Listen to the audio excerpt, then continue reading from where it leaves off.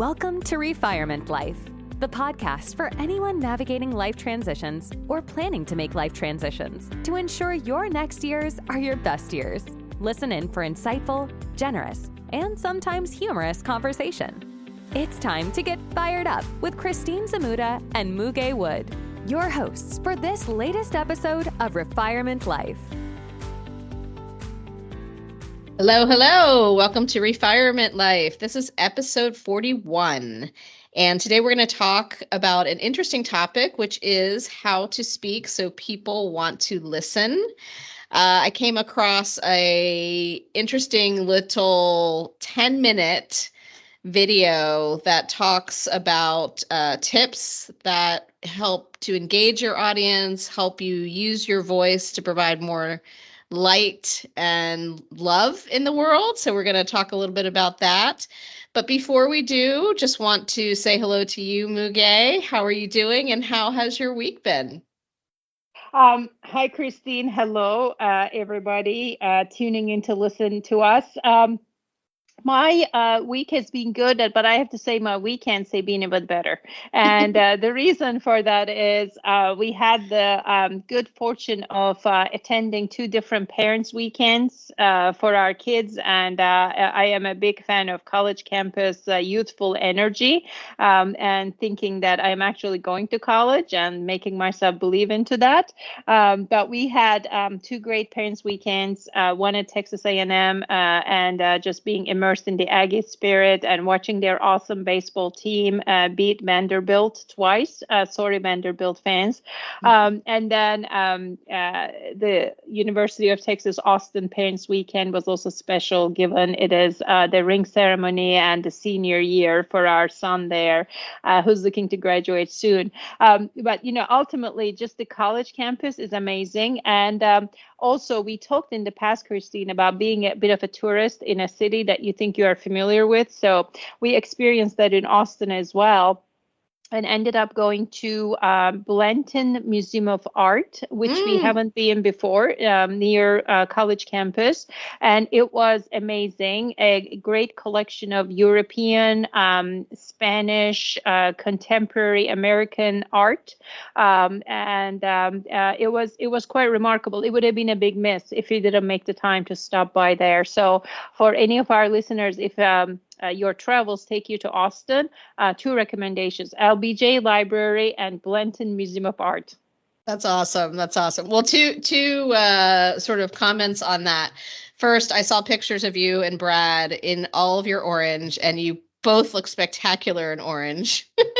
Well, thank you. And I would like to call out, it's not just any orange. This has to be burnt orange. Yes. Which is very hard to find. And you may need to get the licensed official schoolwear because there are so many shades. And this burnt orange is the one.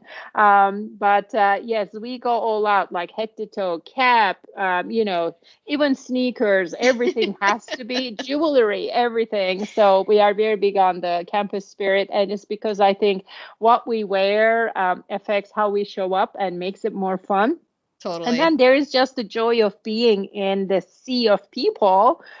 Everyone's sporting burnt orange or the Aggie maroon. You just feel the, part of this community, regardless of your background. It's wonderful energy.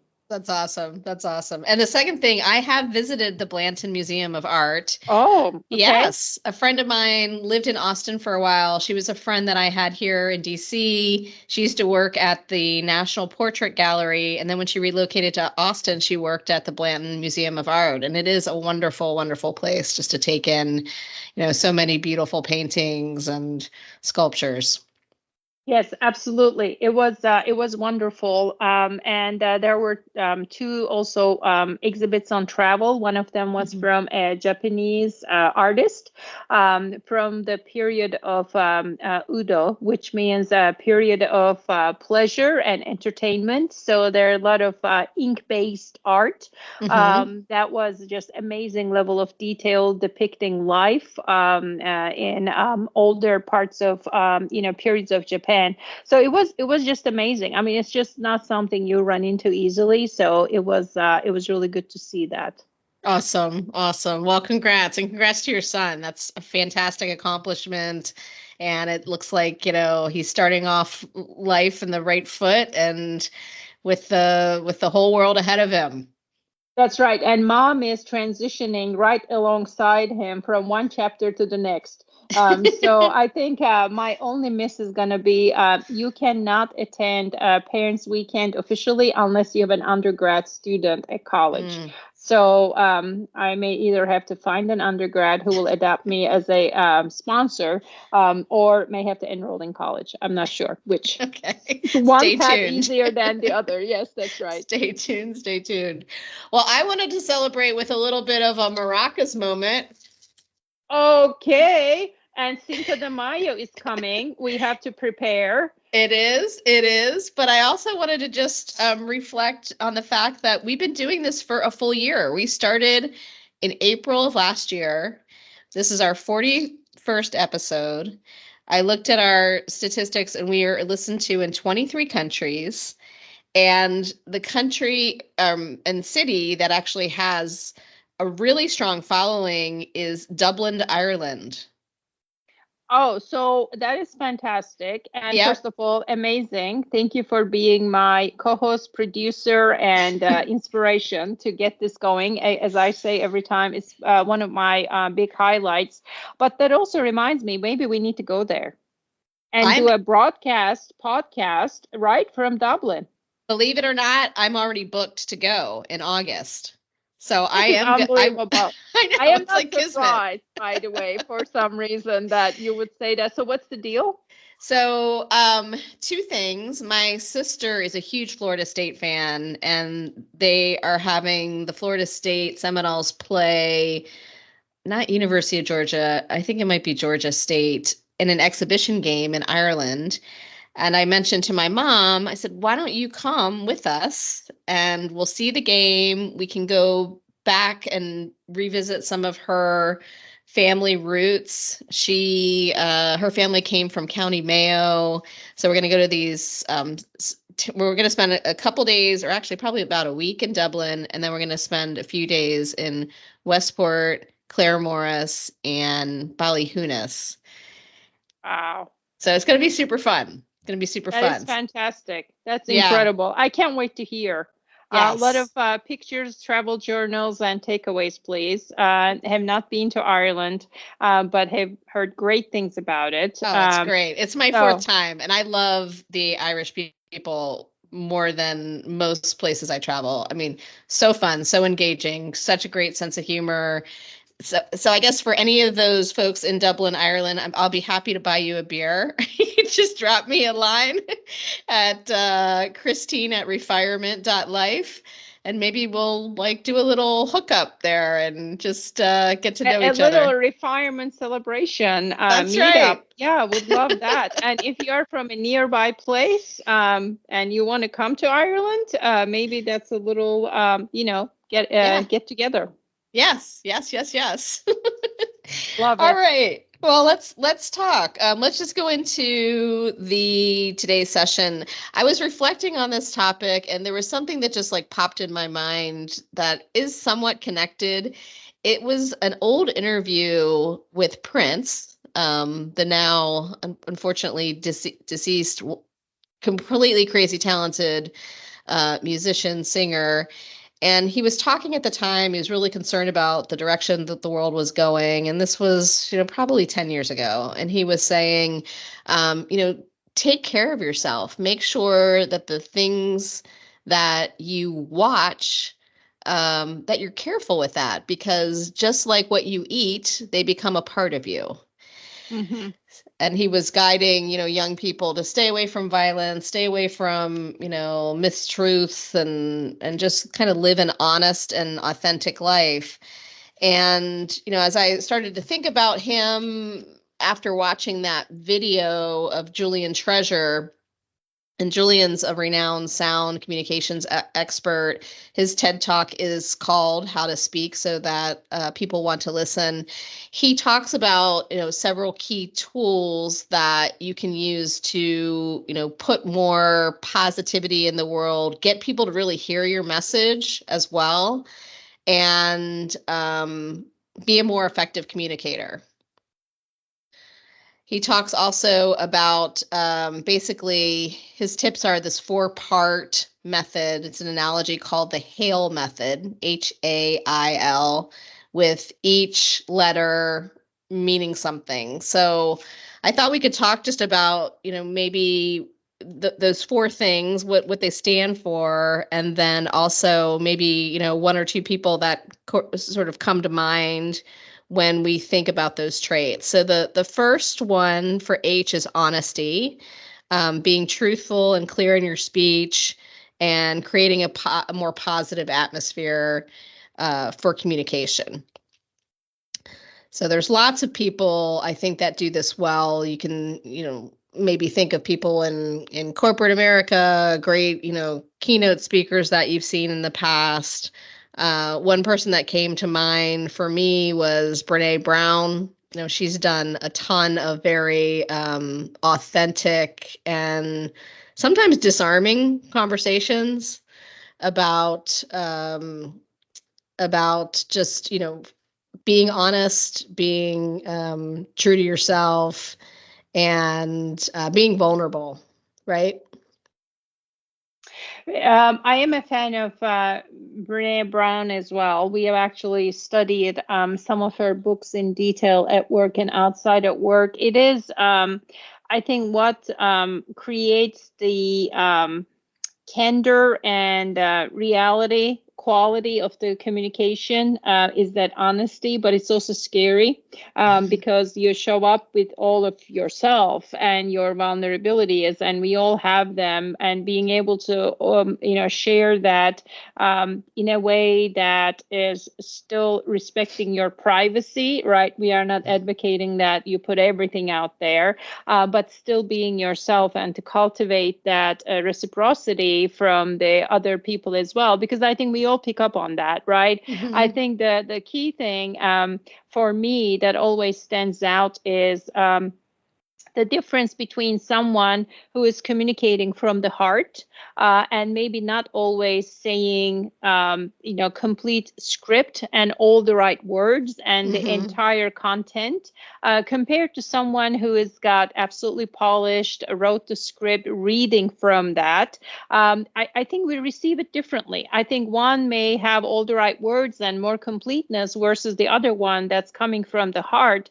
It tends to resonate more because you are seeing the person and how they are showing up. So I tend to favor and relate to individuals who know what they're talking about, but they are saying it from the heart, from the mind, without over polishing out of concern that others may think less of them. I think people relate generally to the honesty and candor more than anything else. And we all pick up on that. I think we Absolutely. Really do. It's not like you need training for it.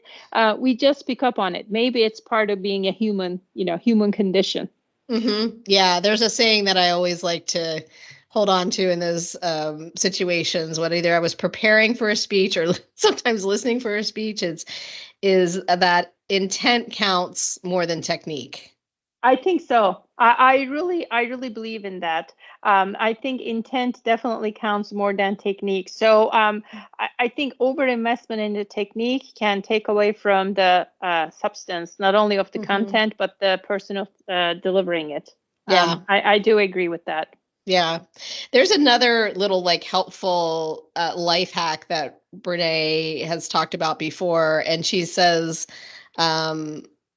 she talks about dealing with her husband and being a true partner in life. And, some people say, hey, you're going to share things together, 50-50 split, you're real partners, true partners in life. But that's not always possible. You may have a day where you are just put everything out on the table, or you're not feeling 100% by the time you walk in the door. And what she has said is hey, I can be 20% right now to you, just, and that day can vary, another day she'll be 80%. It's just the ebb and flow of the energy that she has. And she talks about that as essentially a common language that she and her husband use with each other. So they kind of Mm-hmm. know what they're dealing with before you're just, blah, laying something out that maybe they're not even in a, right capacity to take in. It's just the honesty in that Mm-hmm. relatively fundamental statement and how it can diffuse any misunderstandings or something that can turn into a charged situation and even build into resentment over time. Right. Very powerful. Yeah, agree. All right, well, let's move on to the next one. The next one is A for authenticity, remaining genuine and true to yourself. And when I was looking at, people who resembled this, one of the most powerful, I think, young figures who is also a Nobel Prize winner is Malala Yousafzai, who is the woman who was essentially, shot by the Taliban for, trying to get an education. She has written her book that basically in the title tells her story. I am Malala, the girl who stood up for education and was shot by the Taliban. But she's gone on to just be an incredible symbol of resilience, courage. She continues to speak in lots of, very, very high profile events, telling her story, being a beacon of hope and support and courage. So, I mean, you can't be more authentic than that. That's a great point. I mean, it's I've been thinking as you are describing it, Christine. I think we see the inspirational examples of that in people who champion a belief and a cause for the betterment of the society, and they go for it regardless of the high cost that it may inflict personally. And it's hard to say we can all go do that, and we can rise to the occasion. I think we all may have our own causes, small or big, that we strongly believe in. And alignment to that, I think, is very key, because when we look at the opposite of not being yourself, not being authentic, a tremendous amount of energy spent in appearing as something you are not. And investing that energy into your personal betterment, in your relationships, in the impact that you can make in your community is really powerful. It is also very difficult to do. And I think the tough thing is it's particularly impressive in Malala's case because she did this when she was also pretty young. Because I think we can come to that point maybe even a little better when as we get older, because we are more confident, we may care less about what others think, and just kind of concern of judgment on our behavior may influence the way we show up. But being able to do that as early as possible has big dividends in just our energy and our talents and how we show up for others. And I think it's all also intertwined with honesty as well. Because if we are not able to show up as ourselves, then we are also not being honest. And the other part is, if we are unable to be ourselves because we are in the wrong environment, perhaps, then can we change that environment? Right? Because it really matters. Yeah. And I'm sure with so much experience in life, I mean, we've all kind of felt that at different times. It could be a very small thing. It could be someone who's just a little toxic, or it could be a bigger thing where, your values are compromised and you feel that friction and it's your body telling you to do something else. Yes, that's right. That's right. Yeah. So if we move on to I is integrity, keeping promises and being someone that others can trust. One of the most powerful orators and leaders is Abraham Lincoln. And when we look back at some of the things that Lincoln did in his life, first he had the ability to admit mistakes. And they talk about his time as a leader in the Civil War, where he, was not afraid to replace generals, was not afraid to uphold his principles for leadership. And he also had an important couple of words in his second inaugural address, which says he was essentially calling for the country to have malice towards none and charity for all. Really focused on bringing together a divided America to be more reunited, more prosperous, more, working together, finding common ground. And, his words still are very prominently known in the Gettysburg Address, and his leadership is still just a beacon of integrity. It is it is amazing. I think integrity, as in not only following through your promise and your word, but integrity as in admitting when you may be wrong, or to entertain other people's ideas, opinions for the collective good. Very hard to do. And that is yet another inspirational example. But when it is done, I mean, you have so much respect for that individual, and you want to be in that kind of environment, and it kind of brings out the best in everybody, because no matter how brilliant a particular person is, there's no way you have all the answers. You have considered all perspectives, and to harness the collective talent, intellect, and experience that may be around you. I mean, what a wonderful way to go about it. Right. And I mean, think of how visible he was to admit mistakes too. That must have been very difficult. But that's what great leaders do. That's very true. That's very true. I think when we do something less than what we want it to be, I think the initial reaction is, well, hope this doesn't get noticed because I'm going to look bad, right? Having the courage to say, that didn't go well, and here's how I could have done it differently. We could have done it differently. What did we learn from it? So looking at those as moments of learning, as opposed to moments of shame, blame, guilt, all of these negative feelings. Not helpful.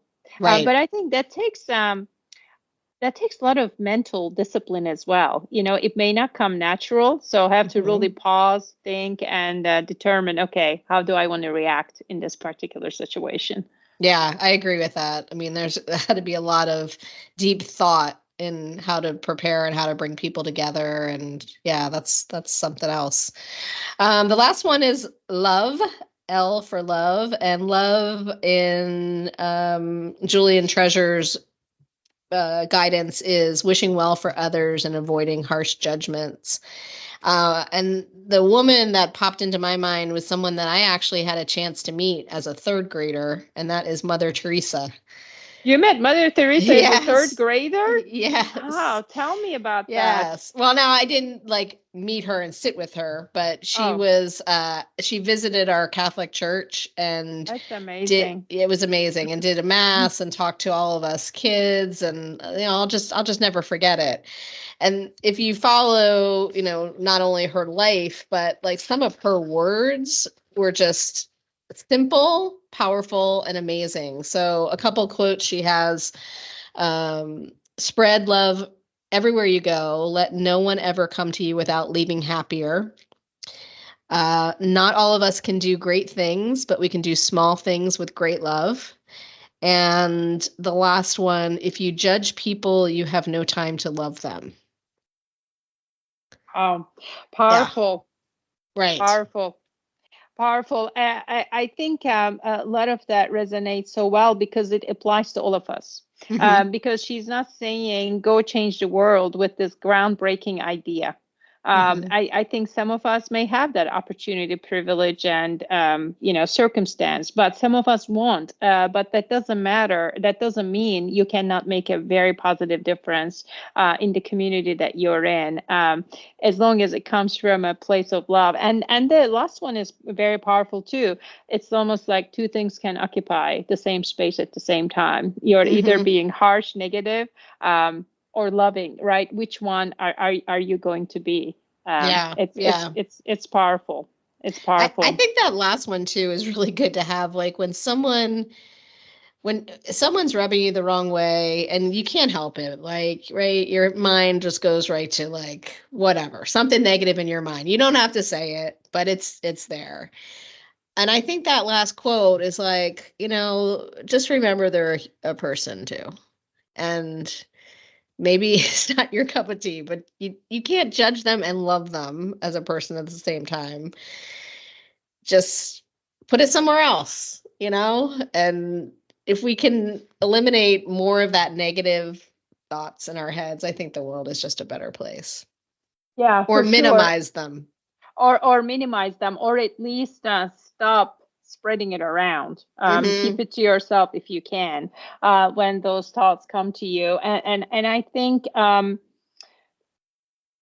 just trying to relate to one another as humans at the very foundational level, I find that helpful practice as well, because at the very foundational level, we all have similar aspirations of safety, wanting to provide for ourselves and the ones we care for, and cover fundamental needs and maybe get some nice to haves on top of that. But that's why I love travel so much, because you get to meet people from different cultures. Yes, maybe the food is different, and maybe the attire is different, the music they like is different, but fundamental approach to life, family, friends, health, all of those things, there are a lot of commonalities. So to try to remind ourselves we are coming from that foundation can be helpful. And then the other aspect is just to try to remind ourselves we really have no idea what is driving that person. We don't know the full story, what may be going on, and the way they show up may have nothing to do with us. So to try to remind ourselves to approach with benefit of doubt, if not love, can be helpful, which is also hard to do, because once we see something maybe negative or less than what we want to see, we just rally, adrenaline starts going, we react, and we start thinking about the response, and it can even escalate. So to try to step back and say, okay, what's triggering my response? Can I approach it differently? Probably I don't know the full story. Can I come to it with a stance of love, caring, kindness, that kind of thing, which is not going to work 100% of the time. However, if we try, it will probably be better than not having tried. I agree. I think that's great advice to follow. A few other things that Julian talks about besides the hail method is the register of your voice. So adjusting the location of your voice for added weight and authority. And he said that we tend to elect politicians who have a lower register in their voice. Interesting. Just kind of interesting. Yeah. Something to think about. The other thing he mentions is timbre. So improving the feel of your voice, aiming for richness, smoothness, and warmth. And I think of people who have warm voices like James Earl Jones, Samuel Jackson. They're just voices that are just easy to listen to. I don't know. Does anyone come to mind when you think of like great voices? Well, I think of, I'm a big fan of this Calm app that has the, short meditations, but it also has sleep stories that you can listen to kind of calm down your mind, transition to a more peaceful state of mind, and help you sleep. And the voices that are picked and are telling these short stories, they are calming, and they have the attributes that you mentioned, kind of a certain depth and more melodic and calmer. It is very soothing. And it does make a difference. It really does. And the other thing I'll say is I have tried this with myself as well. Even if you are not on camera, but you are talking and you are smiling at the same time, your voice reflects that. Yes. And people can almost always tell kind of your frame of mind from your voice, even if they Mhm. don't see at all in the camera. Because back to the previous point, it's hard to be, sad and happy all at the same time. So even when you smile, it has a positive, implication for your voice and how you are showing up. Totally agree. Totally agree. And then here's another one, prosody, which is using melody and intonation to convey meaning effectively. So avoiding like a sort of monotonous way of talking. Mm-hmm. And then I think I'm going to give a shout out again to the people in Ireland, because when you go to Ireland and you start to talk to some of the folks, it's just like they have a wonderful lilt in their voices and just a cadence, and it's just like so fun. It's almost like music to listen to, the way that the words just seem to fall in the right places. It's really pulls you in. You really want to justify this trip to Ireland. I am totally justifying it. Now you have more data points on great things, and I'm sure that's true. And there's just how it sounds to the ear, the melodic nature of it, and we talk about romance languages, love languages, etc. And of course, the delivery of the person, I think. Mm-hmm. Absolutely. Absolutely. Julian also mentions pace, so varying your speed to emphasize points and using silence for impact. Silence and slowing it down. That's something I want to work on more, slowing the pace, because I think sometimes when we are nervous, we tend to speak faster, or when we are Mm-hmm. angry, we tend to raise the voice and we think it's going to help make the point, and it has the opposite effect. Mm-hmm. Just trying to slow it down is really key. And I remember working with this one individual, and he had to testify at a trial because of a work-related thing, and he already was a kind of a low pace, slow speaker. He would not rush, and the coaching, and he prepared for this occasion. It was a big deal for his company. For this occasion, they prepared him, and they're like, okay, you have to speak really, really slowly, and that helps you, and that also almost throws off the other person, because they are expecting this nervous reaction, Mm-hmm. and it kind of calms everybody down, and it helps you get your point across without getting flustered, nervous, angry, upset, etc. So slowing down the pace is Yeah. really helpful if you can do it, which is hard to do at moments of excitement, tension, anger, nervousness. All of those things kind of throws us in a tizzy. But if we Mm-hmm. can slow down, that would be good. That's my actually, I'm adding that to my New Year resolutions, which is still active. New Nice, Year nice. intentions. Uh-huh. That is great. Yeah, I've experimented a bit with pace, and I think about parenting situations with my son. Now, my son was like everywhere, jumping off of anything that was high. So of course, I would occasionally like yell. And then I started trying to do something a little bit different, like in the right circumstance, just talk very quietly and almost Mm-hmm. whisper. And then he'd like Mm-hmm. look at me like, "What are you doing?" And just Mm-hmm. changing it up on him would get his attention. And sometimes it worked, sometimes it didn't, but it was just something to try. Well, I think it's probably a good try, because I can't remember many occasions where I got good results through yelling. I mean, Hmm. I think I may have felt good about it at the time, thinking I got my point across. Yep.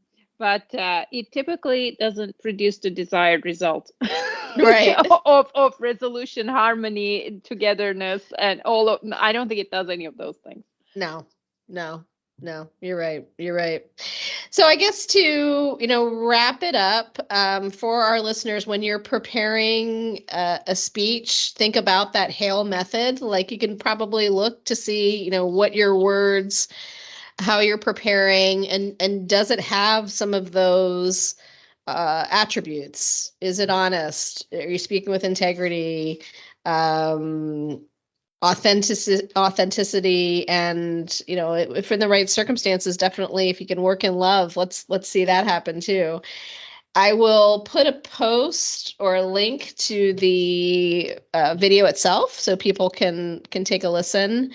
I would also, recommend that we kind of think about internalizing some of those people who really inspire us and have some of those traits. And lastly, I would also say, if you can curate some of the information that you're ingesting digitally, audibly, that's not super positive, take the opportunity to do that. And I think it does definitely make a difference in the quality of your day-to-day experience, the quality of like what you put out in the world and what you receive in the world. Just makes it a better day. Yeah, for sure. Yeah, I mean, we all want to be understood and heard. And I think how we speak and also listen is a good way to get what we want, but also, calm our nervous system down a little bit, because I think we are a little bit in hyper alert mode with all the digital media and sense of urgency and the volume of things, and negative things are amplified because they are more sensational.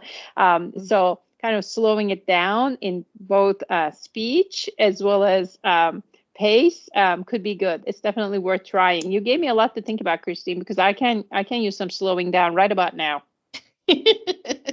Well, it is the end of your day for sure. So enjoy it. It's always so great to see you.